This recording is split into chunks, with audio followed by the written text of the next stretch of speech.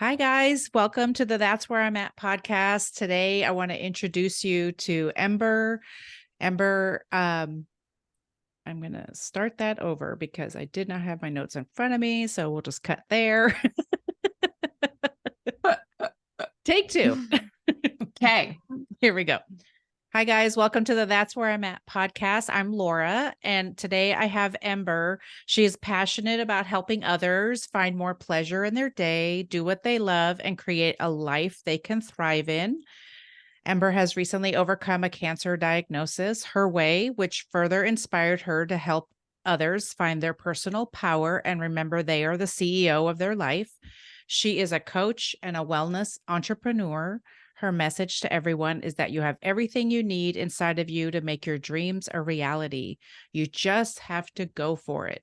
I'm so excited to talk to you. Welcome, Ember. Me too. Thank you. Thank you. glad I'm excited.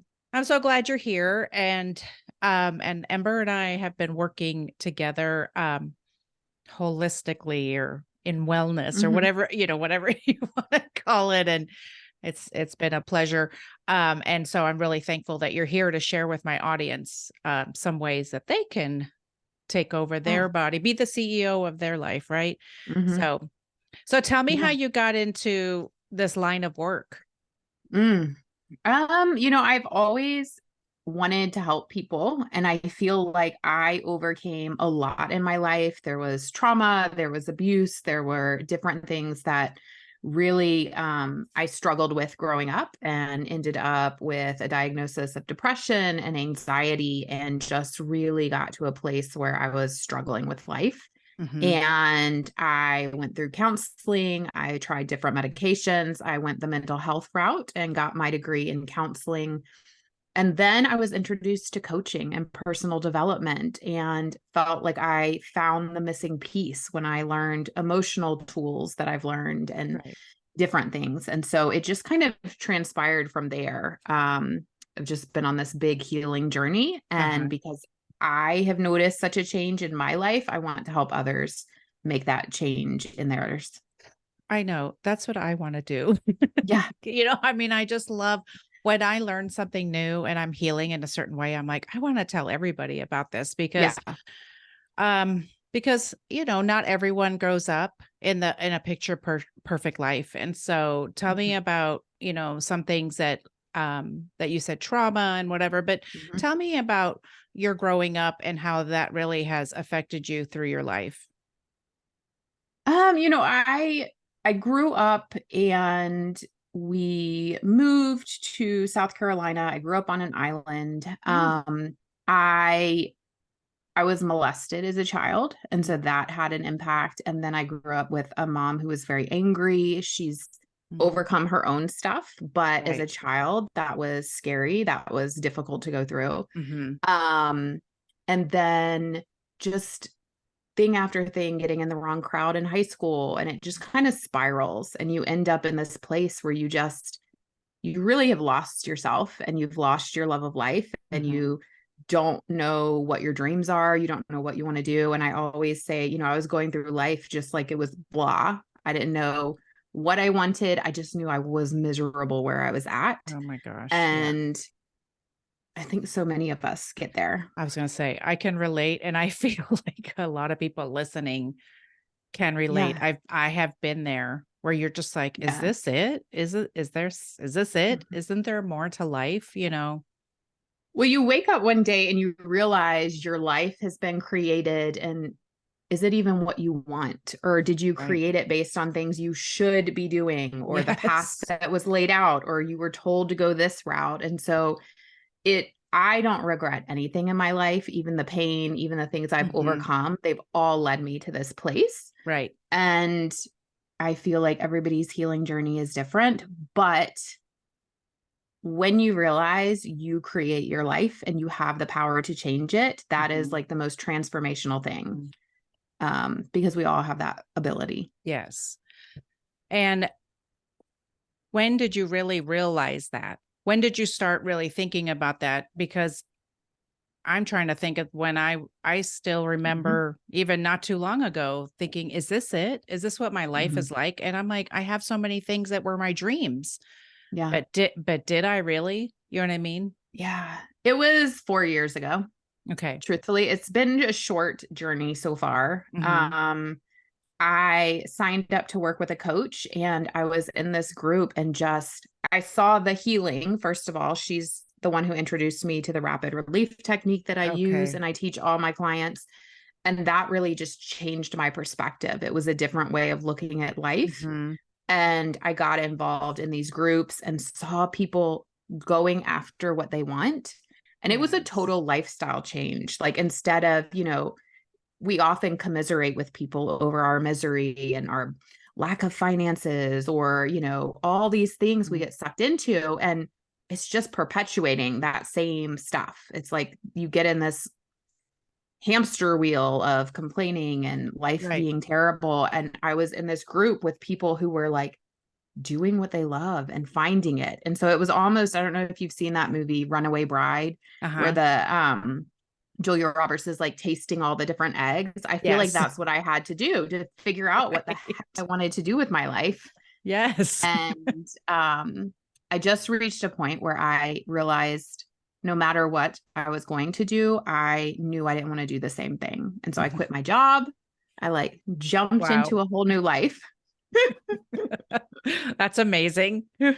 Yes. I have to comment on being around people in this group. Mm-hmm. I recently went to a conference, and I was sitting in the conference going, I feel alive right now, because Mm-hmm. everybody was dreaming, and Yeah. they weren't scared. And because this is the other thing I have learned over the last few years is it's okay to fall down, Yeah. because you can get back up. Yeah. And if I don't know how to do something, let me learn it.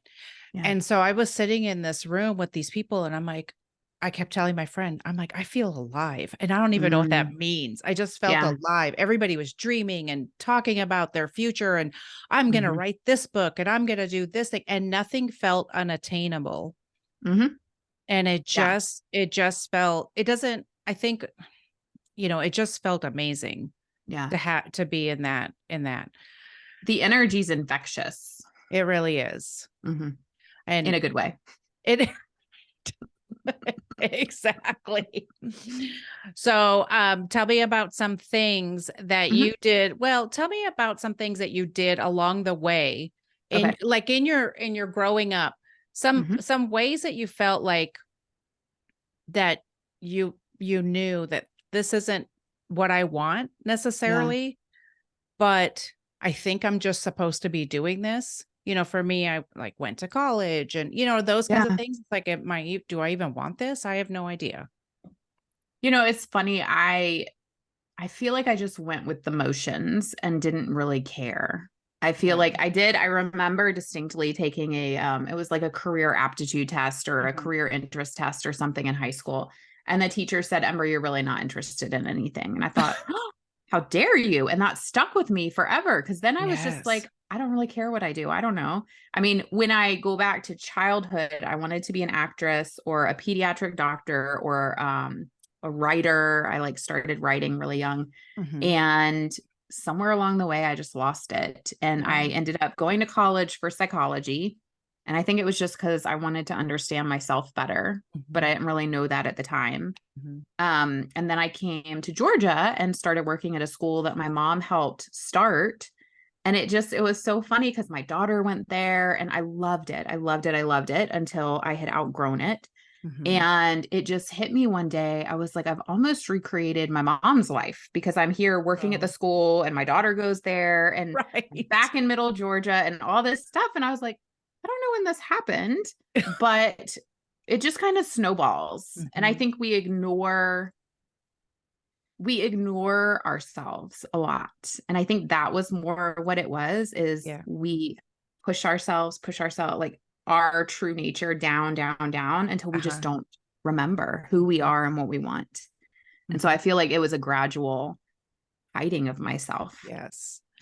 Well, and I heard or read something recently, and they said that what's happening is that it's not a midlife crisis. Mm. It's that people are having midlife awakenings Hmm. because we have spent so much time Yeah. just going with the flow, right? You wake up one day and you go, how did I make this life? I don't know. How did Mhm. it, and you look around and of course it's the things like for me, it was all the things that I wanted, but I was Yeah. still unhappy. So like what was going on? I didn't Yeah. know. And so it's interesting to be able to reinvent myself. And it's so funny to Mhm. say reinvent. Now that I say that, it's like I'm probably inventing, probably Yeah. inventing or understanding myself for the first time ever. And that's Well, the thing. I ran a program a few years ago called Becoming because I feel like we're always either looking at where we've come from or we're focused on where we're going. Okay. And we get frustrated with how long it takes. We're Yeah. like, let's go. I want to heal now. I want to do all this stuff.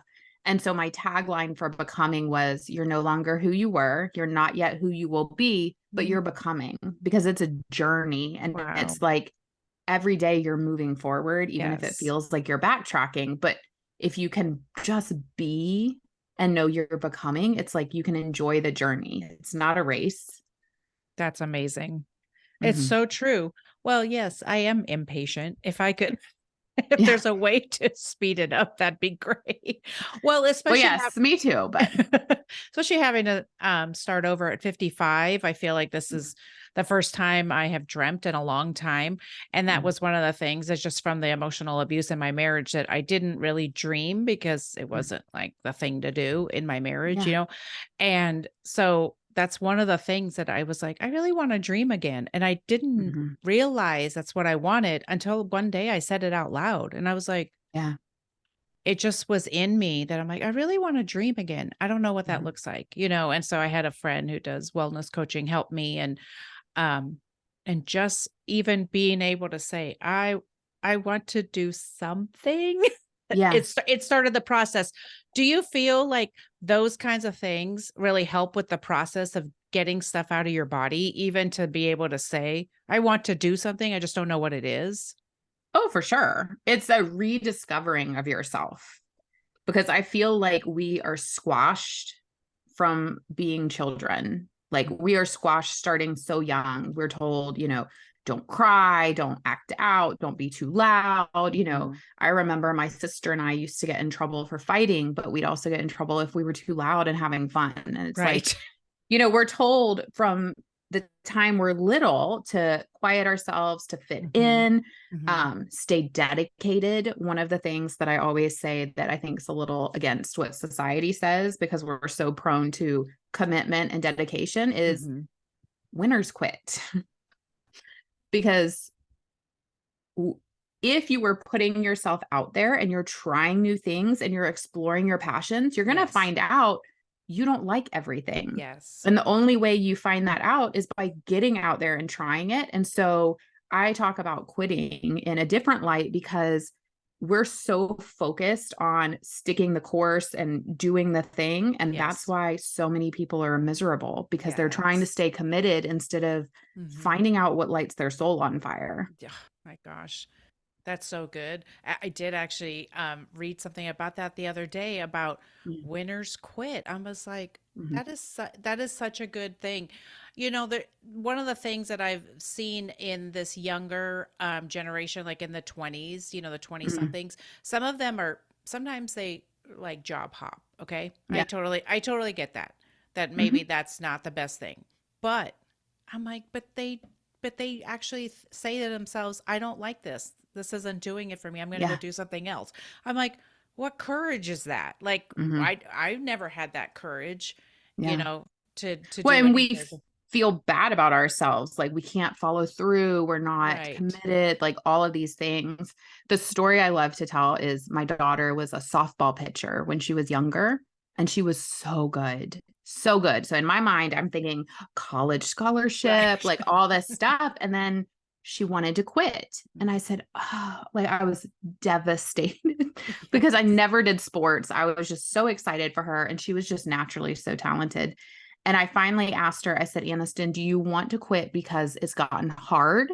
Or do you want to quit because you've lost your love of it? And she said, I've lost my love. I don't love it Oh, anymore. yeah. And I let her quit. And even though my mom's in my ear saying, don't Yeah. let her, like, Yeah. people, And she found a love of theater. And now that's what she's going to college for. And that's what she wants to do for a living. And she has like shined and is so talented and so in love with it. And she wouldn't have found that if I had made her stick it out Right. and stick the course. And I think we do that to ourselves so often. Yes. That's so true.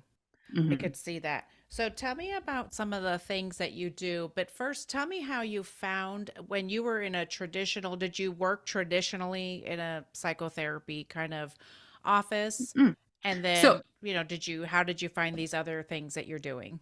yeah. I actually I got my master's online, and so I had to do a year-long internship in order to get my degree. Hmm. And I worked at a battered women's shelter, and then my main job was working with a psychologist at the RYDC here, which is the Youth Detention Center. Okay. And so I did that for a year while I was still working at the school, and I had a young daughter. Oh, geez. And I got burnt out. I Yeah. got burnt out, but I also got very frustrated because I felt like we just kept seeing the same thing over and over and over with the same Oh, people, and they weren't getting better. And it was frustrating to me. uh-huh. And I had been in therapy so long. And again, I think therapy has its place. I'm not bashing therapy. Right. I think that it's absolutely necessary and a lifesaver for some people. It just wasn't the thing for me. Hmm. And so I used to work for a company doing MLM with Beauty Counter, and I met Sarah Longoria, who is the coach that I started working with, and just entered this whole new coaching space. And it kind of snowballed from there, because once you're in one program and you meet these amazing people, you're like, oh, I need to learn this and I need to Right. learn this. And you get on this, like, I am a lifelong learner. I love to Me learn. So I've too. got, all these different certifications because I just kept going, oh, I need to do this. And I still have a list of things I want to learn. Yeah. But so it just kind of snowballed, I guess. And Uh-huh. I don't know, the universe just magically put me in the right place with the right people. And Right. Now, how did you get into the what was it, RRT? Mhm. That you feel like you want to give that to all of your clients? Like, how did you come that across this? that is something I learned from Sarah, and she's got a company, Hey You Human now, where she teaches that. But I teach it to all of my clients because it was one of the most transformational tools. Hmm. It's a form of tapping, but it's very different than EFT or any of those other tapping methods. But it's really going into the emotion. And it was the first time I started her program in September, and I learned the method. And within 4 months, I feel like I had healed so many things that I'd been working years to heal Oh my that I had no gosh. idea weren't even healed. And I started to feel again. I started to dream again. And so I just use this method every day and I teach it to everyone. Hmm. And then it snowballed from there because then I got into hypnotherapy and then I quit my job and decided to go get certified in hypnotherapy. And then one thing led to another. Oh my But yeah, gosh. the emotional work was key. Yes. Mhm. And what was I going to ask you about that because you were talking about what does it look like when people are still trying to heal from the same thing over and over? What does that look like in somebody's life, in our everyday life, when we're just Mhm. going around? What does it look like as far as like why is it not healing? Right, because I know for me in Mhm. the past, what I found was that I would like start crying in the Mhm. middle of somewhere, or I would get really angry about a Mhm. random thing, and I would Mhm. be like, "Oh, something's wrong. Something's." But Oh I yeah. had enough self-awareness that I was like, "Something's wrong," but I didn't know how to pinpoint it. Yeah. What do you think? Usually if something's recurring, we have these like core wounds, these core beliefs, these core things that are in our subconscious that we don't even know we're carrying. And so I think often when we've got patterns repeating, we've got things we haven't healed, it's because we haven't reached the core of what's going on. Okay. And we're so often afraid of that because we have experienced things and we don't want to re-experience them. But when you can do it in a safe and comfortable space and Yes. really learn how to express yourself, Hmm. because that's the other thing is a lot of people don't know how to express themselves because we haven't been taught, and we've been taught to think positive. We've been taught not to think of the negative, Mm-hmm. to hold our tongue, to breathe. And there is a time for that. I teach breath work, but you have to feel and you have to dive into the emotion to Mm-hmm. clear it, to complete the emotional cycle so that it Okay. releases. And when you do, it leaves and you are triggered less and less and less and less. And then you can start dreaming. It's like right now, before that work, I felt like I was just looking through muddy glasses because everything Okay. is colored from your emotions, your experiences, all of that. Mm-hmm. And the tools that I use and teach help you clear the lens. And then you Oh, just see more clearly and you don't react the same because you're just a totally different person. oh my gosh. That sounds amazing. Mm-hmm. Um, so what you were talking about, I had to look, but you were talking about that positivity, which in, the thing that I don't really like is toxic positivity, where Mm-hmm. everybody tells you, you just have to look on the bright side and all those things. I Yeah. think there's a time and a place for certain things. And I Mm-hmm. think walking through our day looking for the good is good. Mm-hmm. But Mm-hmm. when we have these traumas Mm-hmm. that are still there, Mm-hmm. I don't feel like it's appropriate. You know what I mean? Like, Mm-hmm. and I don't know why we're being taught to like kind of stuff it down. That's how I feel like, what is something that, well, let me think about what I want to ask for a second, because that toxic positivity really bugs me. But, Yeah. um, Well, it's why so many people are miserable and don't understand why they're miserable because they're trying to think positive. They're trying to manifest. They're trying to do the thing that they've been taught to do. But we're missing the you've got to feel and heal first right. because there is a place for it. And I have found that when you remove the negative emotions and you clear them and you Okay. feel them and let yourself heal, you naturally get into a more positive space. Yes, So you don't have to exactly. force it. Right. I feel like that's the difference is That is the difference. Yeah. people talk about like doing their gratitude journal and thinking positively and all of that. But Hmm. I find when you do the emotional work, it Yeah. naturally comes. And so Okay. I still do hypnosis and meditation and yoga and lots of different things because you need that inspiration and positivity coming in, but it's not forced, if that Right. makes sense. Right. Exactly. Mm-hmm. Um, so one of the things that you were saying was talking about that trauma that's in there, and people want to, I almost look at, our body like it's Mm-hmm. full of this can Messages. and also the trauma is like some garbage that's in there, or maybe a clogged drain, and we're Yes. trying to put this stuff on top of it. Mm-hmm. And I just always wonder, people are carrying things around like Mm-hmm. even their whole life, right? Maybe something Yeah. that a trauma that happened in their childhood or whatever. And then when they get scared to do the work, Mm-hmm. I get it. Until I started doing the work, Mm-hmm. I get it. You're like, "No, I just don't want to deal with that." Mm-hmm. But what can you how could you encourage people, because I mean, we're walking Mm-hmm. around with 50 years of something. Yeah. Like, We all have junk in our bodies. mhm, And to me, and I may have shared this when we talked before, I thought, so 4 years ago, I learned the rapid relief technique and I started doing hypnosis and all these things. So I'd been doing clearing work for several years. And then in December of this past year, I got certified in somatic breathwork. mhm.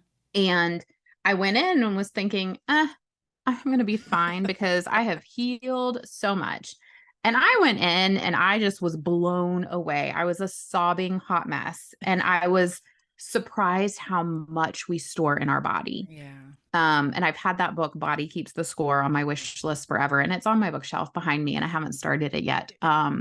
But you But I have it in the know it building. does. Yeah. Yes. And so then I start, you start looking at like Louise Hay. I don't know if you've read that You Mm-mm, Can Heal Your Life book, but mm-mm. she talks about the emotional connection to our bodies. And so, like back pain, I don't know if you know this, Oh, but like okay. lower back pain is often related to like financial struggle, not feeling supported. Oh, interesting. I was having hip problems for a little bit and then I dislocated my knee. And if you look it up, it talks about like not wanting to move forward, not making the decisions to move Oh, forward. And so it's really, really cool hmm. how your body is talking to you. And none of us have been taught that. Right. Exactly. When I do sessions with clients, and I know I did this with you, I have you Uh-huh. close your eyes and feel where you feel it in your body, Hmm. because that's a clue as well, Okay. depending on what they're talking about. Because I've had clients come in who are talking about, you know, all of this stuff, and I can already know where they're going to feel it in their body, Hmm. because like the stomach is fear and anxiety, the chest is sadness, the back is anger, Okay. throat, you've got to say something and you've been taught your whole life you can't say anything. Like there's Yeah. so many things and we just don't know that. But when you learn it, you start to pay Right. attention to your body and you can work with your body. Hmm. I think so if you could explain a little bit about, okay, so this might sound like a scary process for some people who have never really dealt with things. And Mhm. so for them to say like, yeah, I don't want to dig that up. But Yeah. from even just having one session with you, it made such a difference. And that's Mhm. the thing I would love for you to explain how it's not Yeah. going to be. I mean, you can't guarantee what anything's going to happen, but Sure. that it's not a 50-year process necessarily.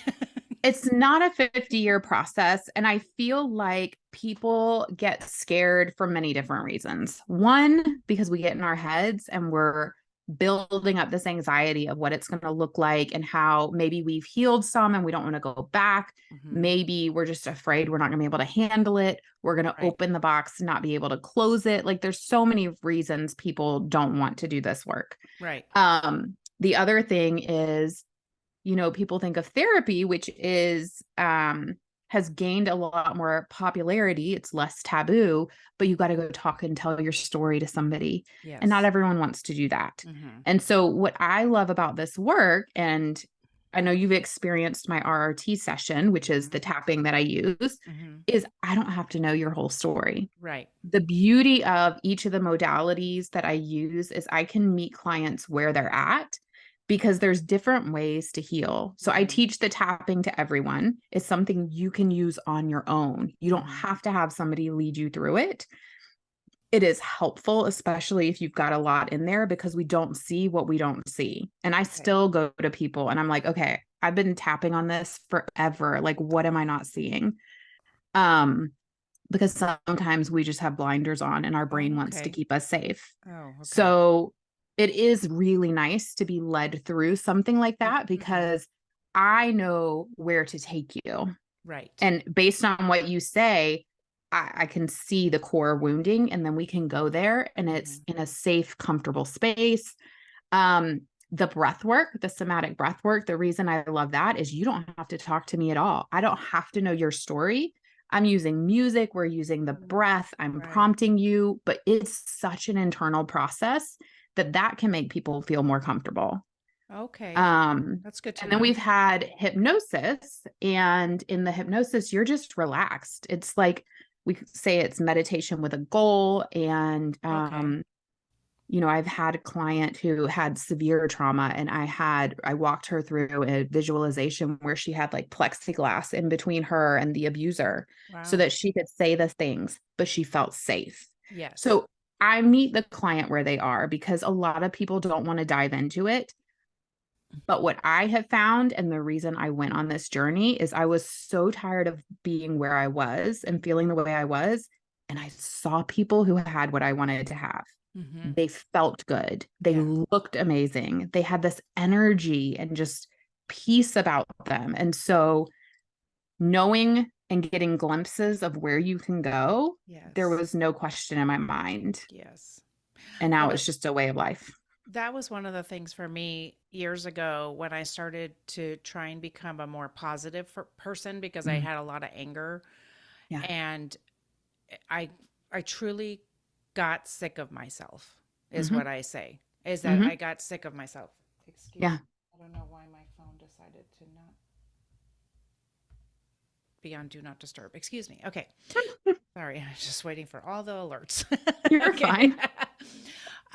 But that was one of the things for me was saying, I'm sick of myself. And I Hmm. don't, I just didn't want to walk around like really the entire world is, like where I'd walk around and everything Yeah. was terrible and I was angry at everything. I'm like, what is wrong with me? But Hmm. I haven't, I mean, it's only been recently that the last 7 years, I've really started doing some really intense work, but now I'm doing even Yeah. more work. And I'm really, tell me if you're seeing this when, with you doing work on Hmm. yourself, are you Yeah. seeing a ripple effect in your life Oh, with, for sure. okay, tell us, tell us about that. Cause I do too. So it ripples in every area, first of all. I I've been on this like health journey, fitness journey. Personally, it's just transformed me in every way, but it's transformed my relationships. I have an 18-year-old daughter, and I was so nervous when she became a teenager because I Yeah. remember my relationship with my mom when I was a teenager. And I Yeah. remember the things I put her through. And I was like, Right. and I remember being just scared to death for her safety. I was so, so scared for her safety because I've watched Taken way too many times. Right. All the movie, like I've had to stop watching all of that. Right. But between that and stuff that happened to me, I wanted to protect her and I was so scared for her. Hmm. This work has helped me not only change that, I parent totally different, but we relate to each other totally different. And Okay. she knows that I do this work. And I will never forget, I went to record a live, one of my first lives when I Uh-huh. first started this business, like several years ago. And I was so nervous. And it was so terrible because I was talking so slow and then I'd like blink my eyes and I was going, why am I doing that? And Right. so I'd like run out into the living room and shown her and stuff. And the very next night, she went into the same spot. I had done it in my bathtub because that's where like the lighting was good, it was Okay. quiet. She went into that same exact spot and recorded a video of her singing and posted it. And that took such courage. Right. But she had watched me do that. She had watched me step out of Oh, my comfort zone, quit my job, chase my dreams. And she'd ask me all the time in the beginning, like when she told me she really wanted to go to theater, she's like, are you sure I can make it? And I said, Aniston, you have everything inside of you. Like, I right. don't believe we have dreams that we're not meant to achieve. Right. We stop Yes. ourselves, we quit. And I said, so as long as you love it and you don't quit, you will get it. You will do what you want to do. And it can look different. I mean, our dreams evolve and grow, Yes. but I really feel like we wouldn't have dreams if we weren't meant to achieve them. So it helps in those ways, but it also just helps relationships. And it's kind of Yes. bizarre because when you heal your emotions, you Hmm. show up differently. And Yes. people aren't so combative with you. They take Right. things you say differently because you show up differently. Hmm. And so it trickles down and you just start seeing people as humans Right. and Exactly. they make mistakes. And I think that's the other thing too is I feel like I'm more gentle that way because now I know Yeah. we're all dealing with things, and Hmm. some people have done the work, some people haven't. And so it's like Yeah. I just need to be more gentle. The other thing I was taught was Hmm. be more gentle with myself because Mm. because when I got divorced, I was like, Oh, we're horrible to okay, ourselves. I was like, okay, let's go. I got to hurry up and get better. And instead it's like it's almost a year later and I'm still in recovery, which is fine because I was with him for 33 years and this is what, Yeah. there's a lot to unravel and Hmm. I want to be healed from that. This is the thing that Hmm. I have found is with my kids too, is I have a lot of healing with them Hmm. because we can all talk about the work we're doing Yeah. for different parts of our life. Yes, some of it I caused and whatever. And so we're Hmm. talking about those things and there's apologies. That's the other thing too that I have found is doing the work. I have found that I'm able to humble myself and say I'm sorry for things that Hmm. I caused in the past. Yeah. Um, and that really helps with my relationships. That Hmm. is for sure. You Yeah. know, and we can see a difference that way. Is your mom still around? Does she see a difference in you? Well, I just moved in with my mom. Oh, okay. Well, I meant, So is she still the with us? my cancer journey kind of threw me for a loop, and I've had lots of transitions recently. So I just moved in with my mom, which is Mhm. it's been amazing. I've been here almost a month now, and it's so funny because I really thought I'd been here a week. But it's funny to me how full circle it's come because Uh-huh. we were both nervous about living together again Mhm. and, bringing up old stuff. But yes, no, she's absolutely seen a difference in me, and she's doing this work, which is really That's cool. amazing. Yeah. Yes. So Yeah. tell me about your cancer journey and Mm. what that looked like for you. Oh, it feels like a whirlwind, and it feels like it went by so quickly that sometimes I think, did this happen? I don't know. I was diagnosed in February with triple negative breast cancer. Mhm.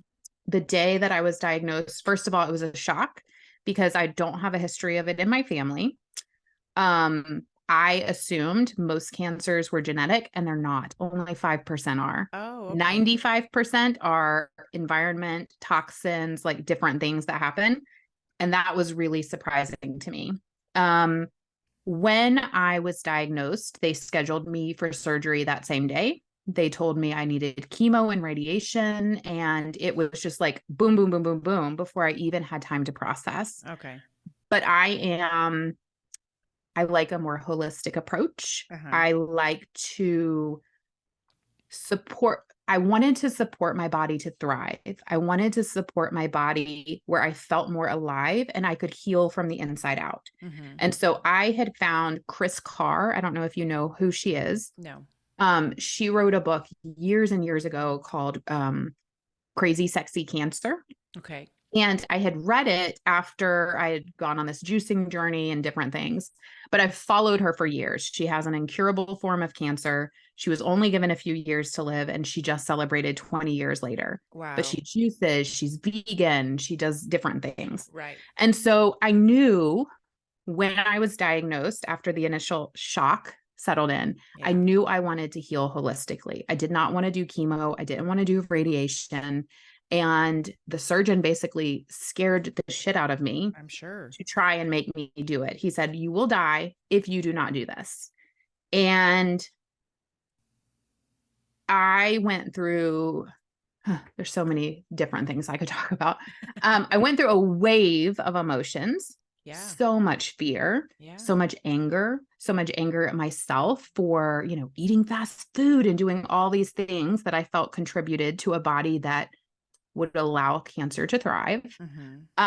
And then I went into research mode and started, I learned about Chris Beat Cancer, who is another one who healed his cancer with diet and detox and different things. I found a couple podcasts that were really good that I listened to. And so I just started collecting information. And then I reached the point of information overload Right. because I was like, I don't know what I want to do because Right, I have exactly. And then how do you move forward? all these people. Yeah. And so it's funny because it actually circles back to something you had said because I had a friend. Well, first I saw the surgeon, then they referred me to an oncologist. And I met with the oncologist. I actually got connected with her through a friend because I wanted to know somebody I could trust. And she was super, super nice. Mhm. But I was in her office, and she basically told me I would be bald at my daughter's graduation, that Jeez. chemo would throw me into menopause, that I would lose all my hair, my eyebrows, my eyelashes. I would have to have this, and this, like all this stuff happened. My I gosh. started sobbing. So then she wanted to prescribe me an antidepressant. And that's when I got irritated because I thought, I'm sorry. I'm having a natural reaction to the Right. fact that you just told me I would be bald at my graduation, my daughter's graduation, Right. and you want to put me on antidepressants. Like, no, I need to go process this. Right. And so I went there, and I had a friend tell me, she was like, Ember, at some point you're going to have to decide. And she said, look at your energy, because there was a huge difference. I had found a clinic in Atlanta that really inspired me. And actually, the whole reason I went down this natural healing path, I had found one in Mexico that I really wanted to go to. That was way out of my price range. But it inspired me and Okay. it gave me hope and it felt like it was life. And so how you had said, energy is different. Yeah. She said, look at your energy when you go these places and you talk to people, because when Okay. I was with the surgeon or the oncologist, I was scared. Yeah. I felt disempowered. I felt scared. I felt sick. I felt like a victim. Yeah. And I didn't want to feel that way. And when I went to the clinic in Georgia, I felt empowered. I felt alive. I felt like I was supporting my body. And so I started taking lots of different supplements. I was doing mistletoe injections, going to the gym. I started doing yoga, the sauna, everything to build up my immune system and make myself like feel better. Hmm. And physically, I am in better shape than I've ever been. Um, And yeah. have you talked to any of the doctors? Has anyone said, Oh, yeah, like, yeah, yeah. Sorry, I just no, stopped my that's okay. journey. No, that's okay. I'm just curious. And like, they're like, how did this So, happen? yeah. So the surgeon was for sure not happy with me. Oh, He I'm wanted sure. to do the lumpectomy. We did the lumpectomy because I was fine with surgery. Okay. I actually ended up having to go back a second time because he didn't get clear enough margins. And that Okay. threw me for a loop because I thought, "Ugh, I really had this vision of just being healed and it done. And I was the fastest cancer survivor ever. And Right. that didn't happen. So I had to cry and grieve that. Yes. um, but I had the lumpectomy and then I did a few tests, and my Signatera test came back recently with 0 circulating tumor cells. And so, what I didn't know is doctors will not say you're cancer free until 5 years have passed. Okay. So, he kept saying, chemo and radiation you need to do so it doesn't come back, like all these things. But I knew I was supporting my body so that it didn't come back. Right. So I'm declaring that I am cancer free because Right. my circulating tumor cell count 0. He still wanted me to go the traditional route, but Hmm. we're going to be monitoring. I'm, going to keep doing the things that I need to do to stay on top of it. But I wasn't waiting 5 years in fear for the Right. day that it might come back. And that just seemed ridiculous. Um, That is really scary to, mhm, when you're in that environment. And you were talking about, that natural reaction you had. mhm, Someone mhm. gives you bad news and you cry. Yeah. And I don't know how commonplace it is for people to do that. I know that I have heard it in my own life. Are you okay? Do you want to take something? And I never, well, until recently, I didn't. I was just kind of how I was in life. Mhm, I just remember having a really hard time when my girls were little, mhm, and it's like, and then the doctor put me on antidepressants, and I'm thinking, mhm, and when I look back now, I'm thinking, but I had a 4-year-old and a 2-year-old. mhm. Of course, I was having a hard time. Well, I think that we're over medicating. And sometimes, though, it's necessary. Like, Yes. I've been on a lot of different antidepressants. And when I first started my more natural journey, I wanted my doctor to test my vitamin D levels because I saw that it's so interconnected to depression and anxiety. Right.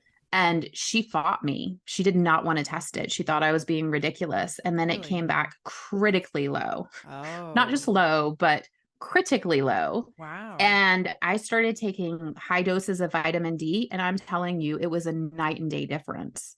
So I feel like there is definitely a place for medication, but why are we not looking at why we're depressed in the first place? Is your Right. vitamin D level low, your Hmm. B12, your like different things? Are you exercising, getting sun? Right. There's just so many different ways that you can go about things. I have a friend who's talking about that in one of the episodes, and how she went on a healing journey with food Hmm. because there were so many things that she was like, I couldn't even function. Hmm. And I am seeing that too when I eat Hmm. better. Not that I don't eat, junk or whatever every once in a while, Yeah. but it's that balance of, I know Hmm. what makes me feel better, Hmm. and that really is helping me. And then really, I guess, looking at the goal, right? What's our goal? And my goal is to have better mental health so that I can Yeah. function in my life. It doesn't mean that everything's going to go away. And I, Right. it's this whole thing of we don't need to have no emotions, No, right? you Right. can't have no emotions. Right. That's not We're the human. goal, right? Yeah. That's not the Yeah. goal. The goal is to, I don't know, for me, it's like listen to myself. Why am I sad? Hmm. And then know when I'm happy and those kinds of things. And, Hmm. I'm thankful to be on this journey right now where I'm listening to my body and trying Yeah. to understand what's happening. Why is that making me sad? Why is that making me Hmm. anxious? That's the other one I'm working on is anxiety. So we're gonna tap into that one next Well, week. and there is a space for understanding and awareness. And it can be a crutch that we get in this like loop of like, why is this happening? Why? What's Okay. the Okay. reasoning? And the reason doesn't even often matter. Oh, The fact okay. is you're sad and you need to deal with the sadness. Oh, Like it okay. doesn't, because emotions are not logical. Some of No. them are like being told you're going to be bald and crying. That obviously is Right. connected, but sometimes we're just sad and we don't even know why. And we Yeah. just have to process it. And I think it's that Oh, awareness and meeting ourselves where we're at and learning emotions are normal and they're okay. And just learning how to heal them and process them and express them in a healthy way. that makes sense. Okay, well, that's Mhm. good to know. I'm glad I don't have to spend a lot of time going, now, why is this happening? I do it too. I used to do it way more because now I'm like, it doesn't even matter. What am I feeling? And you tap into your body and you really Yeah. tune in to what's happening. But we can get in this loop of trying to understand it. And it's a distraction often from just needing to process it. Oh, okay. Well, that's good to know. Mhm. So tell me, where you're at now in your life. How are you Mm. doing overall? What do you tell me everything you're doing about, Yeah. all your stuff. Where to begin? Just tell us everything. So I am, I'm in the middle of lots of transitions. I just moved in with my mom. My daughter is about to go off to college in less than a month. I recently lost my full-time income and revamped my business because I had started this business, my coaching business 3 years ago, and then kind of put it on the back burner. Okay. And so now I'm diving back in. And I am in the brainstorming, like dreaming, trying to create. I keep saying I'm being reborn and birthing at the same time. Really? It's like because I'm personally in so many different transitions. I'm separated from my husband. Like there's been just so many different things that have happened. And so I'm dealing with my personal stuff, but I'm so beyond excited that I have gotten back into the work that I love. Not that I wasn't doing it, I've been doing it, but Right. I'm doing it on my own terms now and for my own business. And so I'm seeing one-to-one clients, doing hypnotherapy, breath work, Mm-hmm. the RRT sessions, coaching.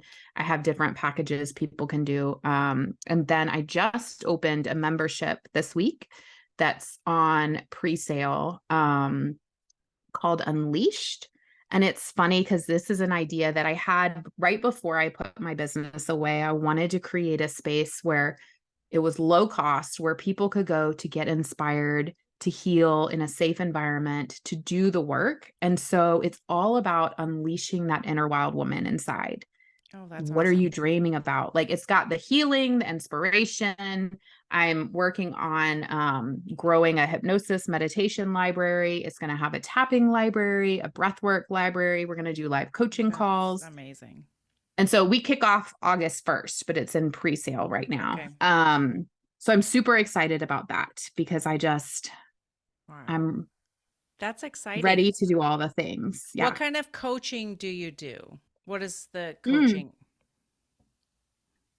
I have trouble defining what I do Okay. because because I do so much. I've never fit into a box. And Okay. so I have gone back to the term coaching because people understand that. But I Okay. don't know that envelops what I do. And I don't know I have one term that will. Um, it is a safe container for people to heal and grow and evolve and get Mhm. inspired. And I like to help people let go of anything that's not really them. So all the shoulds, all the emotional baggage we've been Yes. carrying, all the guilt, the shame, the fears, all of that, I like to help them heal it and then start creating what they want. That's Um, amazing. I had a program called the Pleasure Experiment that I've thought about relaunching, and it was about bringing pleasure into your everyday life. And I'm not Mhm. talking about just sex. I'm talking Right. about a fall candle that smells like pumpkin, if that's your thing, or going by Right. the water, like what lights you up. Right. And so I love helping people get to that place where they're living a more inspired life, where they feel good, they feel free, and they're doing things that they love, because that's how we serve the world. Yes. You're going to be a better mother, a better wife, a better partner, a better spouse. Like if you are lit up and Yes. you just function totally different. So Mhm. I hope that answered your question. I That's think my I think it long, does. No, I think it does because if someone doesn't know where to start, that's a yeah, thing that they could kind of work with you and be like, I think I want to change in my life, but I don't know what that yeah, looks like. You know what I yeah. mean? So Well, I and know. there's so many different people out there and so many different modalities, so many different Yes. things. What I Yes. will say is I am not the person who is holding you accountable and checking up. Did you do your homework? Did you do this? Right. Did you do that? Right. That is not my style. Mhm. Um, I was in a coaching training program, and they would have you like see where the client's goals are and you backtrack. And I don't do any of that. Yeah. I hold space for you and you come where you are. I meet you where you are, and we do the healing work. We do the mindset work. And Mhm. I just want to help you find your power. And it's really you healing yourself. Right. It's not even me. I'm just there to guide you and be there with you, because we don't need to do this alone. Right. Um, That's the biggest thing. yeah. The thing I'm finding is, healing comes in community, but it's Hmm. also coming in conversation. Yeah. And because for me, I did feel alone, that I was the only Hmm. one struggling with certain things. And now as I'm talking to people, I'm like, everybody's that's why I wanted to start this podcast, because everybody is going through something, and Yeah. sometimes we feel like we're alone, but we're Yeah. not. We're totally not alone. Well, and I think there's so much power in sharing from a powerful place. Like it's different if Yes. you're just commiserating and gossiping or like Right. whatever. Yes. But I've gotten so many messages from sharing my cancer journey, because from the very beginning, I was just like, I need to post this. I need Yeah. to share this. Like Yeah. writing is my outlet for expression often. Mm-hmm. And I got messages, especially in the beginning, of women who were going to get scans because they saw my post and they'd been putting it off, Wow. or they're on their own cancer journey, or they're on their own healing journey. It's like we're all going through different things, but there are common themes. And you never know who you help by sharing your story or just having Yes. conversations like this. So you know you're not alone, because Right. especially when I was going through my diagnosis, I felt very alone because I had to make the decision. Yes, exactly. And hearing from other people and what they went through, it helps. Everything helps. Mm-hmm. And there are times I think that we're not talking about these things because Hmm. the story we might be telling ourselves is that, well, I'm the only one going through this, or Hmm. other people have people to talk to, but I don't, or whatever. And so Yeah.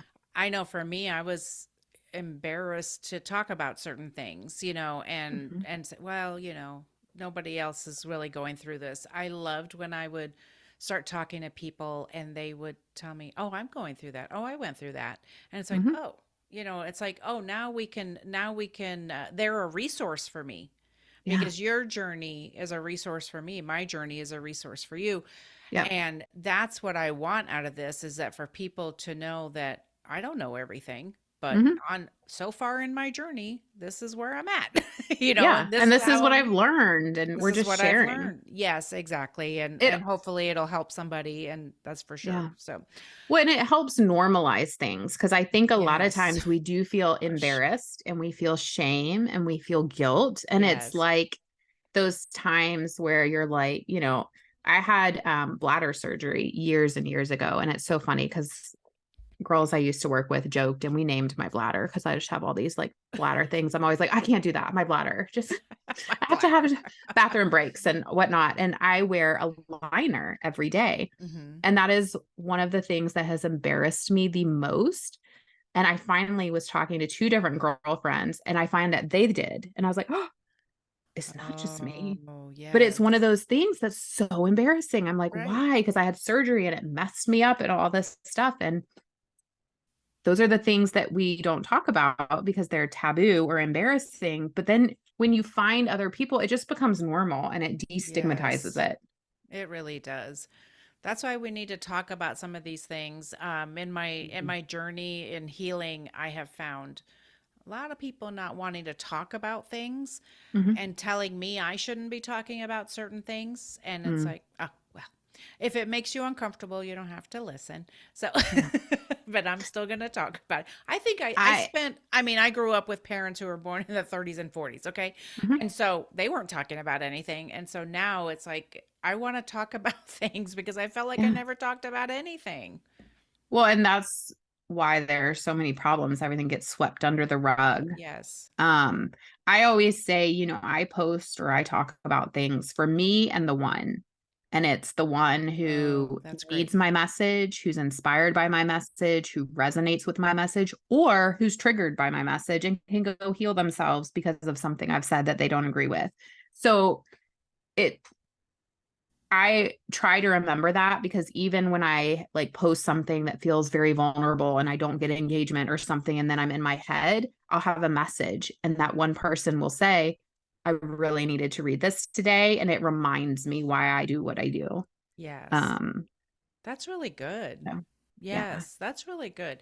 Being vulnerable is important, and I don't know how Mhm. you found how you deal with that or whatever. I know Mhm. for me, what I started doing was um sharing certain things with certain Mhm. people and then kind of seeing their reaction and knowing who's safe to talk to and who's not. Mm. And I don't know how you tested the waters, but that's how I learned how to be vulnerable.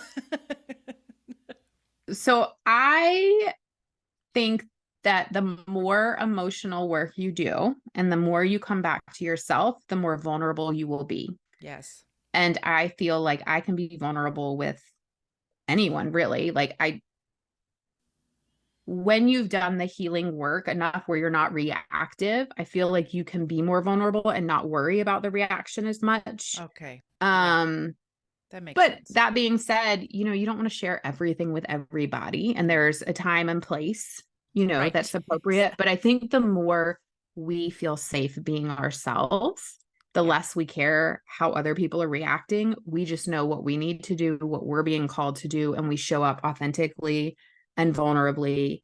And it's for us and it's for other people, but Yes. it's not for the people who don't want to hear it. They can move along, That's true. you know? If it doesn't resonate with them, that's fine. So you're Yeah. right. That's really good. Was there anything we didn't talk about today that you want to talk about? Hmm. Not that I can think of. I think we Okay. covered a lot. I think we Yeah. did. I was kind of looking at my notes from when you and I spoke before, Chit and chatted. chit Yeah. chatted. I think we talked about so many things. Thank you so much for being here. I want Thank you. to Yeah. encourage everybody to take a look at the show notes and reach out to Ember if working with her would be something you would be interested in doing, even if you're curious, because you just never know what's going to be the right thing for you. Yeah. So, and that's why, curiosity is a good thing. That's how we have to Hmm. get through life and figure things out. So, thank you so much for being here. And if anything Yeah. resonated with you guys today, please go to social media and comment on there as well. Thanks for being here. I appreciate Thank you you. so much for having me. This was awesome. I'm so glad. So, we'll see you guys next time. Bye. Bye.